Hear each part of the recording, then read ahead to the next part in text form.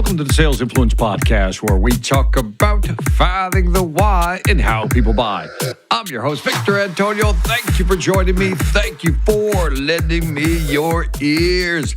Today, I want to talk about the sales process, but more specifically, where do we incorporate video in our sales process? Now, there's multiple places you can do this, and I think video is becoming more key when it comes to nudging. I like to use that word, nudging, not pushing, but nudging, if not nurturing the customer along during the buying journey.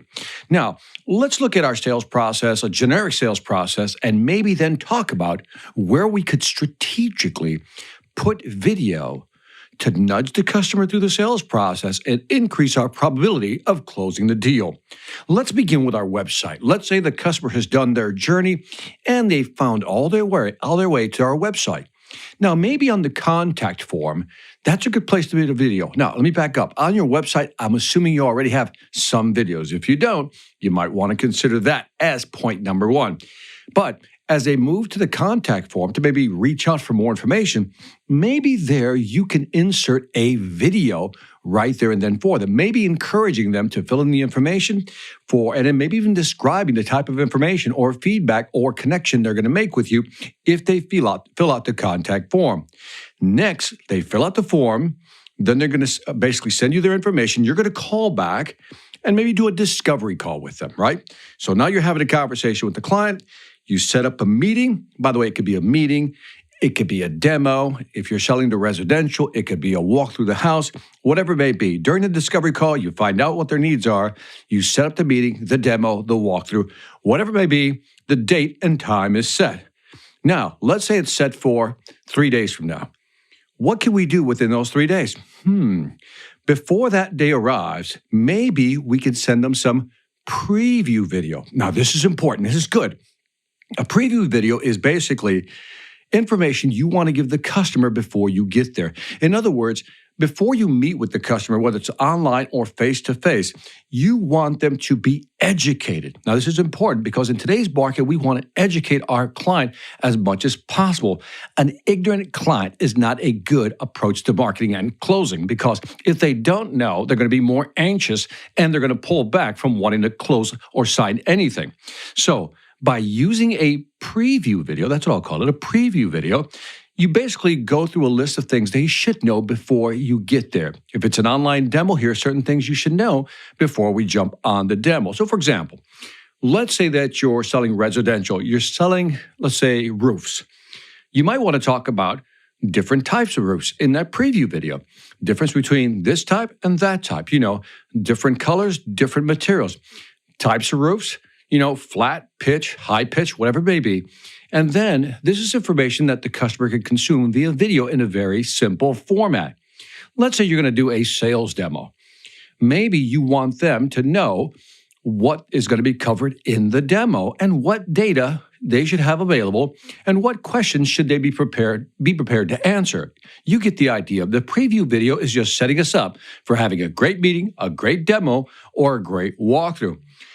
Come today, we have the demo, the walkthrough, we do it. At the end of that demo, that meeting, that walkthrough, now you're going to propose pricing, right? Now, maybe you'll be able to close the deal there, but in many cases you're not, which means you're going to have to email them a proposal. Guess what you're going to do? In that email, instead of just sending them a proposal, what if you can combine video with that proposal? So there's another place we can put video. Next, let's say we send the video along with the proposal and we don't get a response. Now, I'm hoping you can close the deal, but if you don't get a response, what should you do? Well, then we can have follow-up video emails. In other words, send an email that says something like this. Mr. Customer, I remember you asked me this question or you asked me to research, whatever it may be. I thought I'd look it up and here's what I found, so forth and so on. And then you send that information in.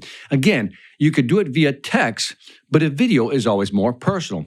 And part of your closing cadence, again, you sent the pricing, you send the proposal, you've sent it along with a video, but you haven't gotten a response back. You have to decide how many video/emails will I send after that. I'm going to suggest at least 3. No more than 3, really. And so what you should do is send the first video with an email. Send the second video with an email, third, fourth, and so on. Now, each video, each email that you send to try to get the customer to re-engage with you should be adding more value to the conversation. Do not send videos like, did you get a chance to review the information? Haven't heard from you in quite a while. Can you please get back to me? Or my favorite is the breakup email. Well, it seems like you're really not interested. I'm really sorry to see you go. I'm just going to have to basically take you out of our database. The breakup email. These are not effective. What you want to do is stay positive by re-engaging them with positive information, value content every time. And again, maybe you only send 3 emails after the fact. After the proposal email, only 3 emails. And each email/video you send is giving them more information, more content based on your conversation. So the question to you is now, listening to this, where could you use video in your sales process? Maybe the first step is to sit down and write it all out. What your sales process is, just draw it all out, and then ask yourself, where can I put video to make my selling more effective? And that is it for this Sales Influence podcast. Leave me some feedback on iTunes, Stitcher, YouTube, or wherever you find me. Love to know what you think. And if you get a moment, check out the Sales Velocity Academy. You know the deal. SalesVelocityAcademy.com. Over 50 courses, 500 videos. The database continues to grow in terms of videos. Got some new content coming your way. Check it out at SalesVelocityAcademy.com. This is Victor Antonio, always reminding you, celebrate hard when you know how. Take care.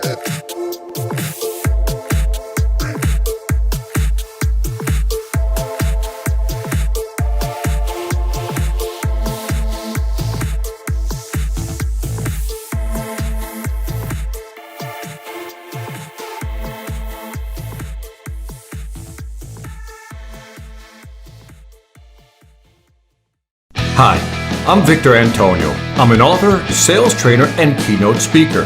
I'm often asked, what makes a great speaker? Is it someone who delivers real content that the audience can use? Is it someone who engages the audience so they're part of the learning experience? Or is it someone who can motivate an audience to push them beyond their comfort zone and discover new abilities? The answer is yes. But the most important thing to remember is that I'm not there to look good. I'm there to make my client look good. Simply put, it's never about me, and it's always about them.